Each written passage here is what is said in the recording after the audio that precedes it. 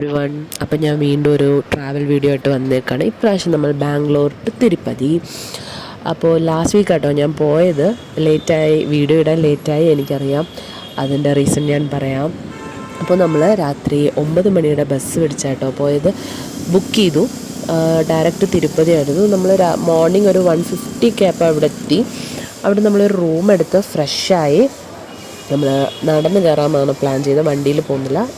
Total 3,550 steps ഉണ്ട്. ഇത് നമ്മൾ നടന്ന് കയറാൻ പോകുക കേട്ടോ.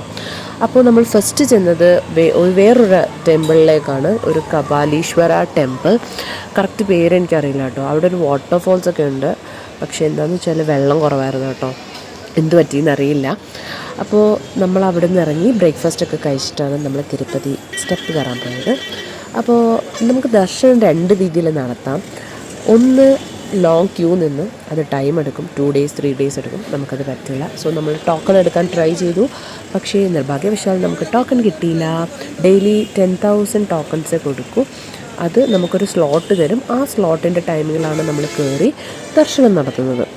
അപ്പോൾ നമ്മൾ ഫസ്റ്റ് സ്പോട്ടെത്തി. ഇവിടെ നമ്മൾ നമ്മുടെ ബാഗും ചെരുപ്പും എല്ലാം സ്കാൻ ചെയ്ത് വെച്ചിട്ടാണ് നമ്മൾ സ്റ്റാർട്ട് ചെയ്യുന്നത്.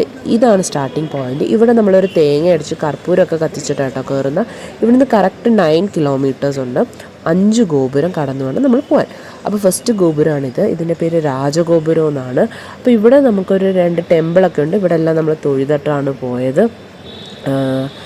പിന്നെ എന്താണെന്ന് വെച്ചാൽ വീഡിയോ ഇടാൻ ലേറ്റ് ആയെന്ന് വെച്ചാൽ പോയിട്ട് വന്നതിൻ്റെ എഫക്റ്റ് ആയിരിക്കാം. ചെറിയ പനിയൊക്കെ പിടിച്ച് സൗണ്ടൊക്കെ പോയിരിക്കുകയാണ്. തലവേദനയൊക്കെ കാരണം വീഡിയോ എഡിറ്റ് ചെയ്യാൻ പറ്റിയില്ല. അപ്പോൾ നമ്മൾ പോകുന്ന വഴിക്ക് 2 സൈഡും കാടാണ്. മൃഗങ്ങളെയൊക്കെ കാണാൻ പറ്റുമെന്നാണ് പറഞ്ഞത്. ആനയും പുലിയൊന്നും കണ്ടില്ലെങ്കിലും കുഞ്ഞു കുഞ്ഞു മാനിനെയൊക്കെ കണ്ടു കേട്ടോ.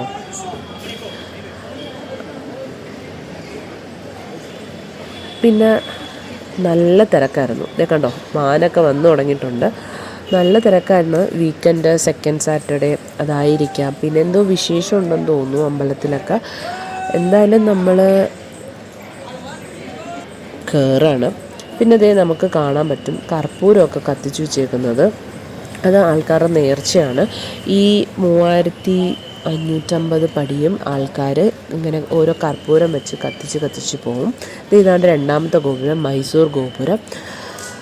അപ്പോൾ ഇതേ കണ്ടില്ലേ, ആൾക്കാർ ഇവിടെ കർപ്പൂരം കത്തിച്ചു പോകുന്നവരുണ്ട്. പിന്നെ ഈ മഞ്ഞൾ, കുങ്കുമം ഇതൊക്കെ ഇതേ കണ്ടോ, നമുക്ക് ആ സ്റ്റെപ്പിൽ കാണാൻ പറ്റും. ഇങ്ങനെ തേച്ച് പോകും. നേരെയോ നടക്കാൻ പറ്റില്ല. പക്ഷേ ആൾക്കാർ ഇങ്ങനെ കുനിഞ്ഞു പോകുന്ന കാണുമ്പോൾ സംതിങ്. അപ്പോൾ ആൾക്കാരിവിടെ ഇരുന്ന് റെസ്റ്റൊക്കെ എടുത്തിട്ടാണ് കേട്ടോ പോകുന്നത്. അങ്ങനെ ഒറ്റയടിക്ക് ആരും കയറാൻ പറ്റത്തില്ല. പോകുന്ന വഴിക്ക് നമുക്ക് റിഫ്രഷ്മെൻറ്റ്സ് ഉണ്ട് കേട്ടോ. അങ്ങനെ എന്താ കുടിക്കാൻ ജ്യൂസ്, വെള്ളം എന്തായാലും. ഞാൻ കണ്ടോ, കൊച്ചു പിള്ളേരൊക്കെ കർപ്പൂരം കത്തിച്ചെത്തിച്ചാട്ടോ പോകുന്നത്.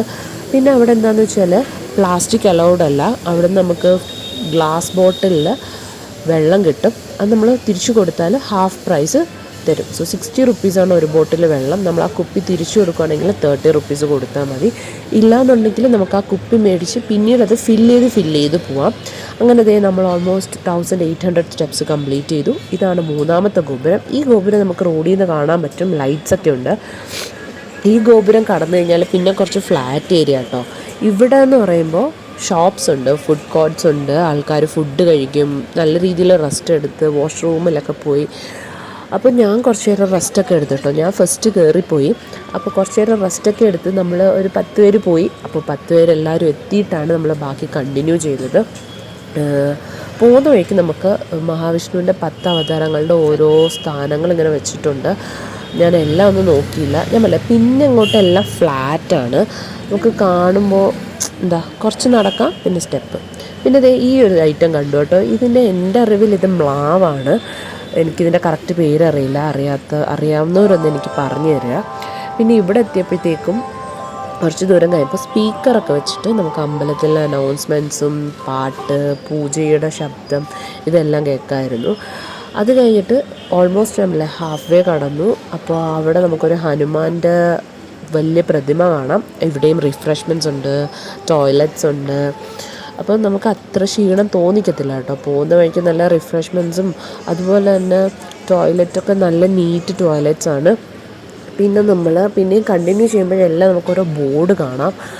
അതായത് ആനിമൽസിനെ ഫീഡ് ചെയ്യരുത്, പക്ഷേ ആൾക്കാരെല്ലാം ഫീഡ് ചെയ്യുന്നുണ്ട്. കണ്ടോ, നമ്മൾക്ക് ആനയും പുലീനെയും ഒന്നും കിട്ടിയില്ലെങ്കിൽ ഒരു മാനെ കിട്ടിയിട്ടുണ്ട്. പിന്നെ ദേ മലയണ്ണാൻ, മൃഗങ്ങളൊക്കെ ഇറങ്ങും. നൈറ്റ് ആകുമ്പോഴാണ് എനിക്ക് തോന്നുന്നു കൂടുതലും മൃഗങ്ങൾ ഇറങ്ങുന്നതെന്ന് തോന്നുന്നു. ഇതേ നമ്മൾ അടുത്ത മണ്ഡപം എത്തി. ഇത് മണ്ഡപം കേട്ടോ, ഗോപുരമല്ല, സോറി.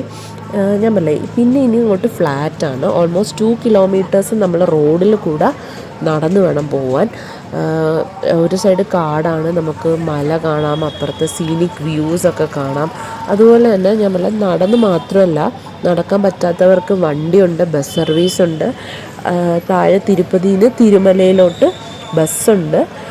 അപ്പോൾ ആ ബസ് വരുന്നതും പോകുന്നതൊക്കെ നമുക്ക് ഇപ്പുറത്തെ സൈഡിൽ നിന്ന് കാണാൻ പറ്റും. പിന്നെ ദേ വേറെ കുറേ ആൾക്കാർ അവിടെ ഇവിടെയൊക്കെ ഇരിപ്പുണ്ട്. ഞാൻ ഫോൺ ആ ഗ്രില്ലിൻ്റെ അപ്പുറത്തിട്ട് വീഡിയോ എടുത്തു കഴിഞ്ഞാൽ ആ ഫോണിൻ്റെ കാര്യം പോക്കാണ്. അതുകൊണ്ടാണ് ഞാൻ ഗ്രില്ലുൾപ്പെടെ വീഡിയോ എടുത്തത്.